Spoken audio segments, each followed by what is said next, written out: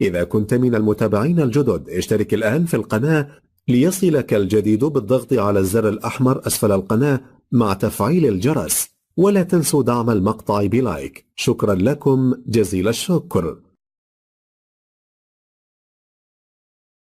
Welcome to the University of Nottingham and the Department of Theology and Religious Studies, and you're watching another video in the series Why Study?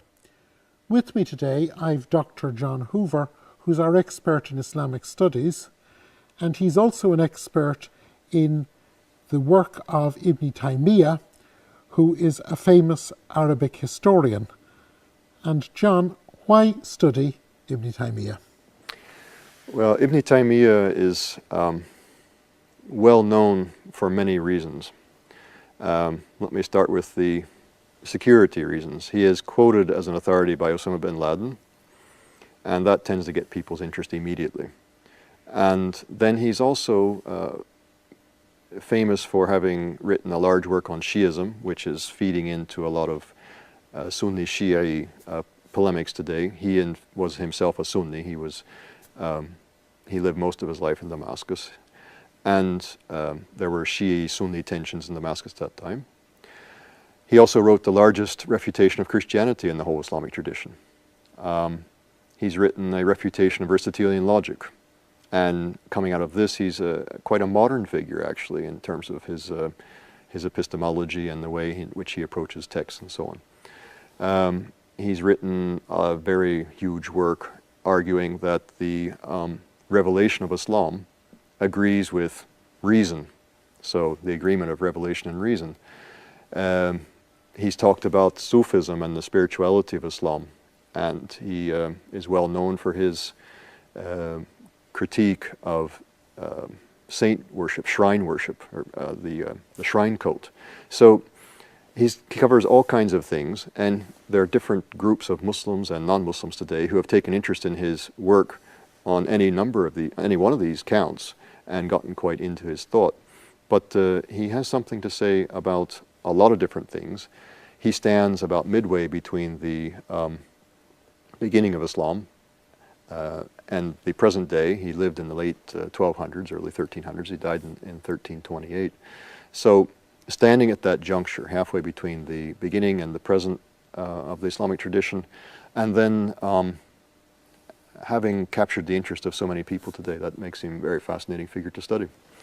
So, in other words, here is someone who in Islam is as significant in the range of his work as Augustine or Aquinas is in the Christian tradition. Or even more so. I like to say sometimes, if you walk the streets of Cairo, you can find Ibn Taymiyyah's works, or especially the works of his disciple Ibn Qayyim al-Jawziyah, who writes a bit more poetically and more beautifully. You find them in almost any Islamic bookshop, where you're not going to find Augustine and Aquinas in any bookshop in the UK. Yes, unfortunately. So there's a sense in which Ibn Taymiyyah and Ibn Qayyim al-Jawziyah, his student, are more present in centers like Cairo and. So studying him is not just studying the historical thought in the way that we might study the historical thought of some great thinker in the past. It's actually studying a living force in Islamic understanding today. Yes, studying Ibn Taymiyyah is indeed studying a living force in the Islamic tradition, the present-day Islam. To what extent is Ibn Taymiyyah today?